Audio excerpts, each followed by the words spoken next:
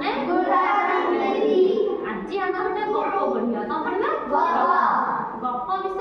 ମାନେ ସେ ଗପଟା କଣ କି ନା କୋଉ ପତ୍ରର କଣ ଉପକାରିତା ସେଇ ବିଷୟରେ ଗପ ପଢିବା ହେଲା। ମୁଁ ତମକୁ ଗୋଟେ ଗପ କହିବି, ମନ ଦେଇକି ଶୁଣିବ, ମତେ କହିବ। ରମଣ ବୋଲି ନାମକ ଗୋଟେ ପିଲା ହେଲା, ତା ଦେହ ବହୁତ ଖରାପ ହେଲା। କୋଉ ନାମକ ପିଲା ଥିଲା? ରମଣ ନାମକ। ତା ଦେହ ବହୁତ ଖରାପ ହେଲା।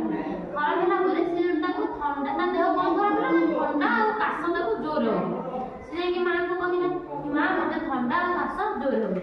ତା ମା କଣ କଲେ ନା, ସେ କହିଲେ କି ଥଣ୍ଡା କାଶ ହଉଛି, କହିଲେ ଚାଲେ ବାଡ଼ିକି ଯିବା। ଗୋଟେ ତୁଳସୀ ଗଛ ଥିଲା, ସେ ତୁଳସୀ ଗଛ କଣ କଲେ ନା ଆଣିକି ତୁଳସୀରେ କଣ ବାଟିକିନା ତାକୁ ପିଇବାକୁ ଦେଲେ। କାହାକୁ ଦେଲେ? ରମଣ ପିଇବାକୁ ଦେଲେ। ଯେ ତାକୁ ପିଇବାକୁ ଦେଇଛନ୍ତି 3 ଥର, ସେ ତା ଥଣ୍ଡା ଆଉ କାଶ କଣ ହେଲା ଭଲ ହେଇଗଲା। ସେଇଠୁ ଆମେ କଣ ଜାଣିଲେ କି ନା ତୁଳସୀ ପତ୍ର ଆମ ଜୀବନରେ କିଛି ନା କିଛି ଉପକାର କରୁଛି। ତୁଳସୀ ପତ୍ର ଖାଇଲେ କଣ ହୁଏ ନା ଥଣ୍ଡା ଆଉ କାଶ ଭଲ ହେଇଯାଏ। ହଁ, ତୁଳସୀ ପତ୍ର ସହିତ ମହୁ ମିଶେଇକି ଖାଇଲେ ହେଲା। ବେଲପତ୍ର ସେଠି ଖାଇଲେ କଣ ହୁଏ ନା ପେଟ ରୋଗ ଭଲ ହେଇଯାଏ। ବ୍ରାହ୍ମୀ ପତ୍ର ଖାଇଲେ ଯାହାର ମେମୋରି ପାୱାର ପତ୍ର ମାନେ କମ ସ୍ମରଣ ଶକ୍ତି ଏତେ ନଥିବ, ମନେ ରହୁନଥିବ କିଛି, ସେଇଟା ଟିକେ ବ୍ରାହ୍ମୀ ପତ୍ରଟା ଖାଇଲେ ସେଇଟା ଟିକେ ମେମୋରି ପାୱାରଟା ସ୍ମରଣ ଶକ୍ତି ଟିକେ ବଢେ।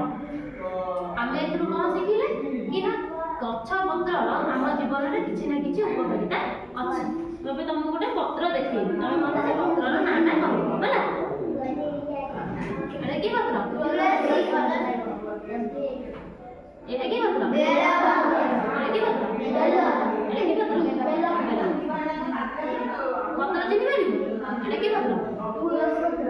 ବାସ୍ନା କେମିତି ହଉଛି? ବାସ୍ନା ଜାଣିପାରିବ କୋଉ ପତ୍ର କଣ?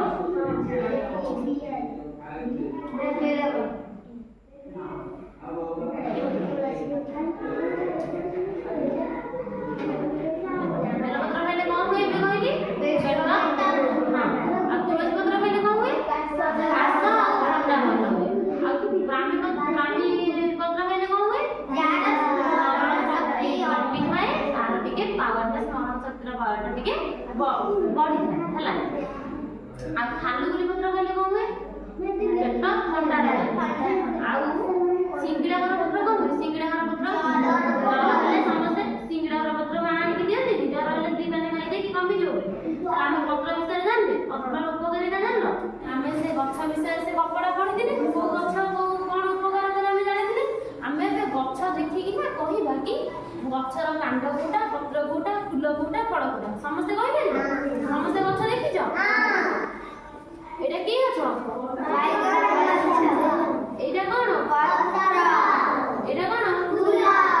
ଏଇଟା କଣ? ଜଣ ଜଣ କରି ପଚାରିବି, ଜଣେ ଜଣେ ନାଁ କହିବ ହେଲା।